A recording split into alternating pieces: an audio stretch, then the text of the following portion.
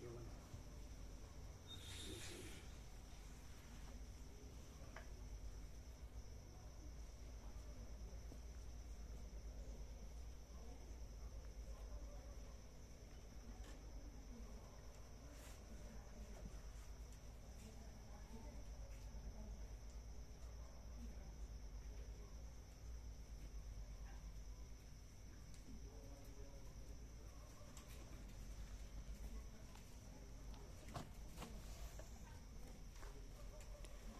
એ જે રમણે કીધું ને એના મતે જે એવું રમણે કીધું છે એમ કે જે આત્મા સાક્ષાત કર્યો એના ઇન્ટિમેટને જ લાભ મળે એવું નહીં, અનંત વ્યાપકને લાભ મળે છે. એ ખબર એવું કીધેલું.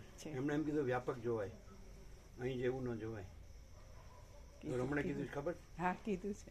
એટલે અત્યારે અમે કીધું એટલે યાદ આવ્યું છે. હા, એ પહેલા નહોતું યાદ, ત્યારે નહોતું યાદ, એટલે આવ્યું ને કીધું છે. હા, એ કીધું કે એના ઇન્ટિમેટને જ લાભ મળે છે એવું નથી, એવું નથી. હા, અનંત વ્યાપકમાં બધાને લાભ મળે એવું છે ને. હા, છે.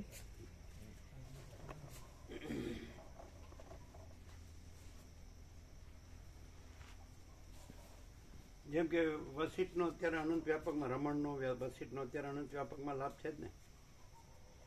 એટલે પાછું એમ કીધું છે એમનો દેહ હોય કે ન હોય તો પણ એ હોય જ છે ને, એ છે જ એમ હજારોમાં અખંડ અવિનાશી, એટલે અનંત વ્યાપકમાં લાભ મળે છે એવું પણ કીધું છે. એનો દેહ ન રહે તો પણ દેહ હોય કે ન હોય એવું નથી કીધું. એ જોયું છે? એવું છે. એટલે આમાં કેવું છે કે આ જ છે એમ, નથી સાપેક્ષ આને ન જોવાય. આ આનંદપૂર્ણ નિરપેક્ષ સત છે. એટલે એ વ્યક્તિ એટલે એના દ્રષ્ટિથી ન જોવાય કે આ વ્યક્તિ છે ને આ જ છે ને એવું નહીં. એમ જો હે સો હે અને અજરમર અખંડ અવિનાશી એવી રીતે.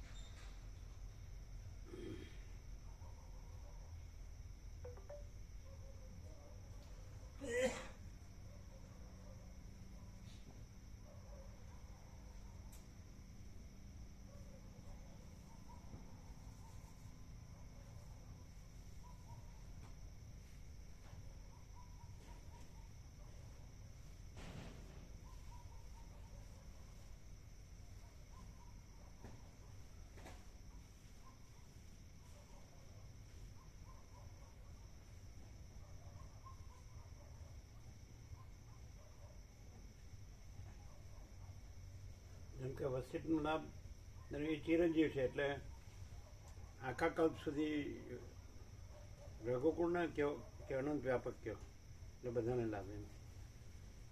દશરથના સમકાલીન હોય એટલાને જ લાભ એવું ન હોય, અથવા તો એ નગરના જ ને એ જેટલા ત્યાં હાજર હોય એટલાને, એટલે ઇન્ટિમેસીમાં હોય એટલા જ નહીં. તો અત્યારે આપણને ખબર પડે કે અનંત વ્યાપક લાભ છે ને. પછી બધા શું છે કે એને એ શબ્દો બદલીને એને રજૂ કરે. જેમ કે શ્રીમાં આ જ વાંચતા પણ એને સેન્ટ્રલાઇઝ રામકૃષ્ણમાં કર્યું એવું ખ્યાલ આવે. પણ એકચ્યુઅલી વસિષ્ઠમાં સેન્ટ્રલાઇઝ નથી, એ અનંત છે, બસ અનંત જ અનંત છે એવી રીતે છે. એટલે વસિષ્ઠ જે ક્લિયરન્સ છે ને એ એબ્સોલ્યુટ કહેવાય. જે અનંત જ અનંત છે એવું હોય ને એ એબ્સોલ્યુટ કહેવાય. એટલે વસિષ્ઠ સાપેક્ષ બી નહીં એમ, સદાશિવ કે સરસ્વતી કે રામ કે વાલ્મીકી એમ નહીં.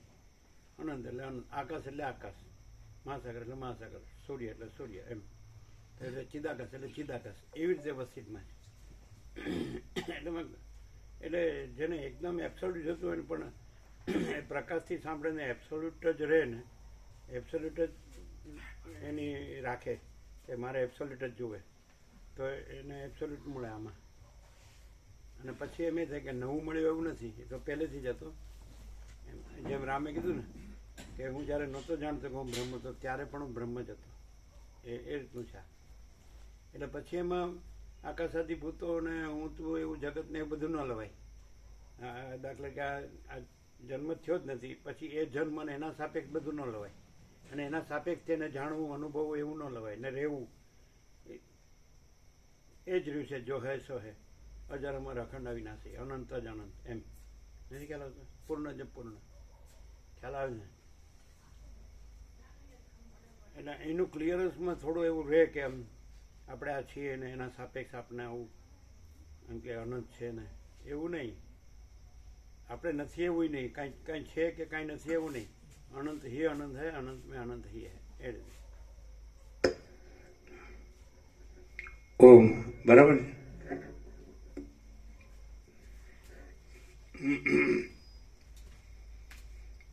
પછી તમારે કઈ વાત થઈ હતી સામાન્ય એણે પોતે બધાનો અનુભવ કીધો એવી રીતે શું?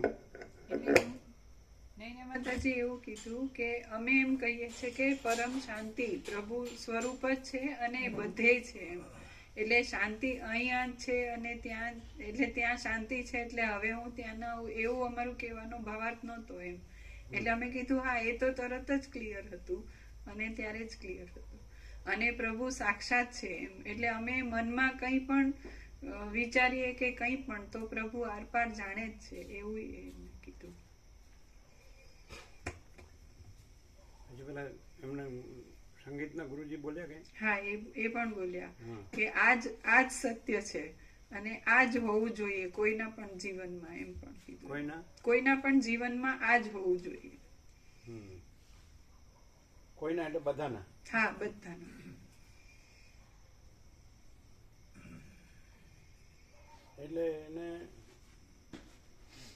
એટલે એને આ સરળ શ્રવણ શું લાભ કરે કે કાંઈ નથી એવો જન્મનો ભ્રમ કાંઈ નથી એ ક્લિયર થવા પૂરતું જ.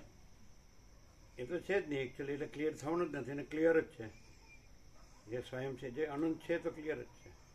પણ माँ चिदागस कैवल्याणी सुधार पार, माँ चिदागस खुद रहा है, दूसरा नहीं है, कैवल्य सदा एक पॉलिस वन, माँ चिदागस ઉપર કોઈ પ્રભાવ નહીં. હવે પણ આને જે કાંઈ નથી એવો જન્મનો ભ્રમ છે એ કાંઈ નથી એટલું જ, આનાથી બીજું કાંઈ કરવાનું નથી. પછી બધા હજારો પ્રશ્નો હોય પોતાના નથી, કોઈના પોતાના નથી, સમજાય કે નહીં? એટલે એ જ પ્રશ્નો છે ને એનું સમાધાન છે ને એવું બધું લાવવાની એમાં એ બધી એમાં સમજાય ને એમાં પડવાની જરૂર નથી.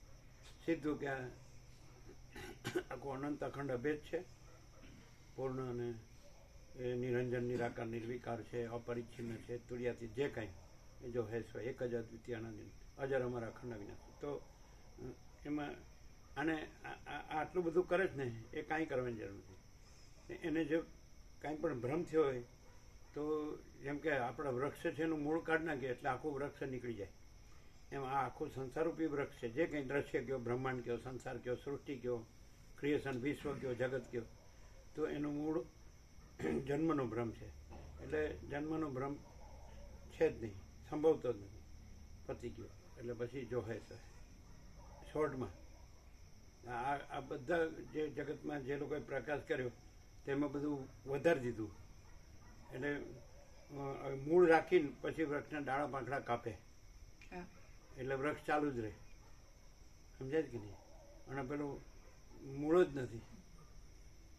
અશ્વત્થમ એનમ સુવીરડો મૂલમ અસંગ સત્રેણ દૃઢન ચિત્વા તત પદમ તત્ પરિમાર્ગિતમ એમ યસ્મિન કથાના છે ને ભૂય નિવર્તન. તે જે અસંગ સત્રેણ દૃઢન ચિત્વા એટલે એ પછી ડાળા પાંખડાને થડને નહીં, એ તો મૂળ. હવે આ મૂળ છે એ રાખીને બધી મથામણ કરે. અહીંયા એવું નથી, ઇન્નેટ છે એટલે કરવા પણ નથી, કર્યું છે એવું નથી, થયું છે એવું નથી. અને જો હોય સો એટલે અનંત હી અનંત હે, અનંત મેં અનંત હી હે. અને જન્મનો ભ્રમ સંભવતો જ નથી. તો પછી એને અનાદિ સિદ્ધ સત ન કહેવાય. અનાદિમત પરબ્રહ્મ ન સદ ન અસદ ઉચ્ચતે. એક બાજુ એમ કહેવાનું કે અનાદિ છે અને પાછો એના ઉપર પાછો હું લાવે એટલે ઊંધું જ થાય. પણ આ સારું આ ભ્રમ એવો રૂટ થઈ ગયો જ ને એટલે એ પાછું ઊંધું શું કરે છે? હું નથી એને તો હું કર્યા કરે, પણ એ હુંને પાછો અનાદિ પરબ્રહ્મ કહે છે. એટલે આ મુશ્કેલી એની સાથે, એટલે એની સાથે આ વાત ન થાય. સમજે? એટલે કોઈ એવી રીતે કોઈને સમજાવતું હોય ને તો એને કહે રહેવા દે ને, એને કાંઈ થવાનું નથી એને, એમ કે ને વાત.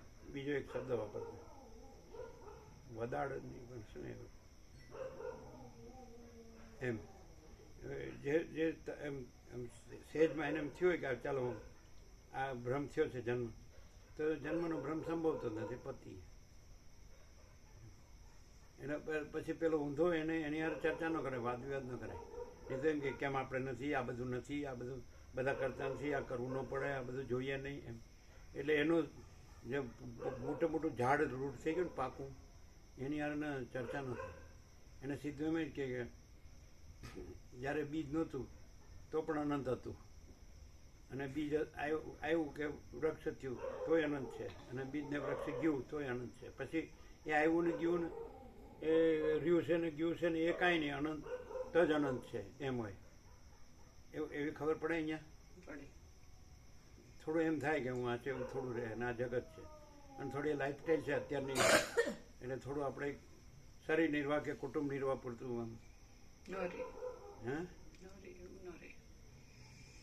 એ સાલું જન્મ મૃત્યુ જરા વ્યાધિ દુઃખ દોષાનું દર્શન આ બધું આપણને થાય ને, જન્મ્યાનું મરવાનું એમ જરા અને વ્યાધિ ને દુઃખ ને દોષ ને આ તો બધું લાગે છે ને એવું.